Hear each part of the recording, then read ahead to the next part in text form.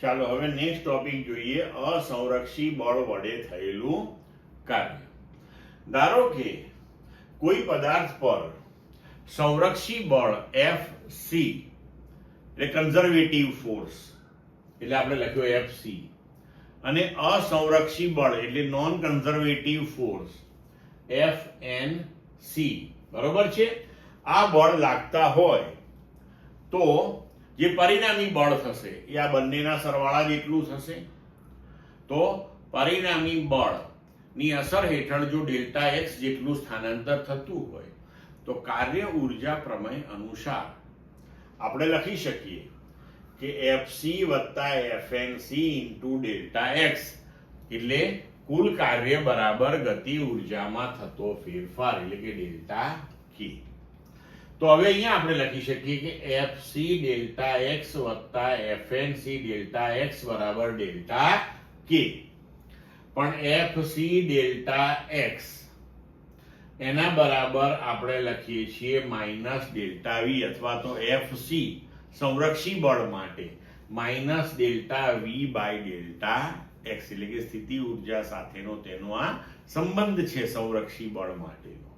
તો આપણે Fc delta x ની જગ્યાએ માઇનસ ડેલ્ટા વી મૂકીએ તો એક સ્ટેપ હું અહીંયા વધારે લખું તો જુઓ minus delta V plus Fnc delta X બરાબર ડેલ્ટા કે.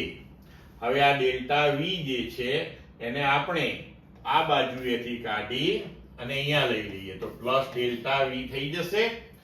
તો હવે અહીંયા આપણે ડાયરેક્ટ સ્ટેપ લખ્યું હતું કે ડેલ્ટા ઇન્ટુ કે પ્લસ અહીંયા વી, બરોબર, બરાબર Fnc ડેલ્ટા એક્સ. તો કે પ્લસ વી એટલે ઈ કુલ યાંત્રિક ઉર્જા. તો ડેલ્ટા ઈ બરાબર Fnc ડેલ્ટા એક્સ. હવે અહીંયા જુઓ કે અસંરક્ષી બળ વડે થતું કાર્ય એટલે કે અસંરક્ષી બળ ગુણ્યા એનું સ્થાનાંતર એટલે અસંરક્ષી બળ વડે થતું કાર્ય જે છે એ કુલ ઉર્જાના ફેરફાર જેટલું મળ્યું એટલે કે EF માઇનસ EI, બરોબર છે.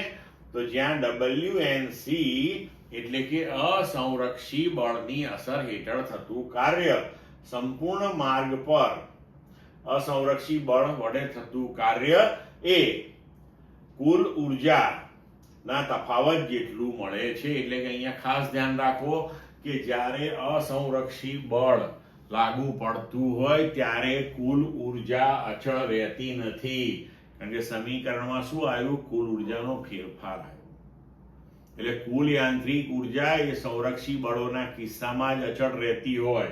અહીંયા આપણે જોયું કે અસંરક્ષી બળ વડે થયેલું કાર્ય એ કુલ ઉર્જાના ફેરફાર જેટલું એટલે કે હંમેશા એ કુલ ઉર્જામાં ફેરફાર કરે. તો કુલ યાંત્રિક ઉર્જા જે અહીંયા આગળ ફેરફાર પામી એ ક્યાં ગઈ, તો અમુક હિસ્સો તેનો એ ઉષ્મા ઉર્જામાં રૂપાંતરિત થાય અને ઘણી વખત તંત્રની યાંત્રિક ઉર્જા જે છે એ તેની આંતરિક ઉર્જા એટલે કે મિકેનિકલ એનર્જી એ ઇન્ટરનલ એનર્જી, યાંત્રિક ઉર્જા એ આંતરિક ઉર્જામાં ફેરફાર કરવામાં પણ વપરાઈ જતી હોય છે. એટલે આ ખાસ ધ્યાન રાખવાનું.